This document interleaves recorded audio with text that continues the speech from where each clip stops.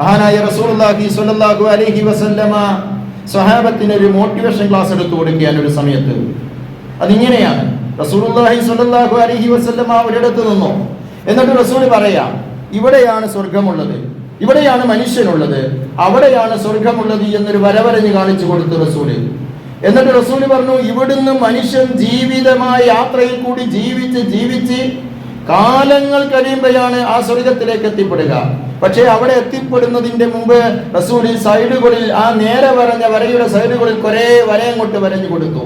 എന്നിട്ട് പറഞ്ഞു, ഈ രണ്ട് ഭാഗങ്ങളിലുള്ള വരയുണ്ടല്ലോ, അത് മനുഷ്യനെ അധർമ്മത്തിലേക്കും അധാർമികതയിലേക്കും തെറ്റുകളിലേക്കും കുറ്റങ്ങളിലേക്കും നരകത്തിലേക്കും എത്തിക്കുന്ന വരകളാണത്. അതിലൊന്നും അകപ്പെടാതെ ജീവിച്ച് അവിടെ എത്തണം മനുഷ്യൻ, എങ്കിലേ സ്വർഗം ലഭിക്കുകയുള്ളൂ എന്ന് മഹാനായ റസൂലുള്ളാഹി സ്വല്ലല്ലാഹു അലൈഹി വസല്ലമ പറയുന്നു. അതുകൊണ്ട് ആ രണ്ട് ഭാഗത്ത് റസൂൽ പറഞ്ഞ വരയുണ്ടല്ലോ, അതിലൊന്നും നമ്മൾ അകപ്പെട്ടു പോകരുത്. വളരെ ഇമ്പോർട്ടന്റ് ആയിട്ട് റസൂൽ പറഞ്ഞ കാര്യമാണ്. അത് നമ്മുടെ ജീവിതത്തിന് ഒരു വഴികാട്ടിയായിട്ട് മഹാനായ റസൂലുള്ളാഹി സ്വല്ലല്ലാഹു അലൈഹി വസല്ലമ പറഞ്ഞ കാര്യം നമ്മൾ മറന്നു പോകരുത്. നമുക്ക് വലിയൊരു ബാധ്യതയുണ്ട്. നമുക്കുള്ള ഉത്തരവാദിത്വം എന്താണെന്നറിയോ? നമുക്ക് ആരോടാണ് പടപരുതാനുള്ളതെന്നറിയോ നിങ്ങൾ?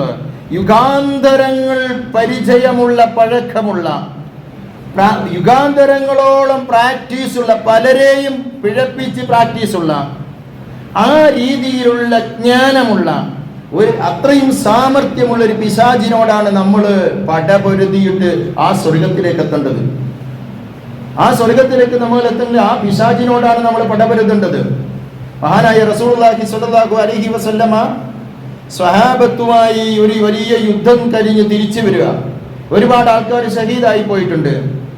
ഒരുപാട് ആൾക്കാർക്ക് മുറിവുകളും കുത്തുകളും വെട്ടുകളും ഏറ്റിട്ടുണ്ട്. ഒരുപാട് സ്ത്രീകൾ വിധവകളായി പോയിട്ടുണ്ട്.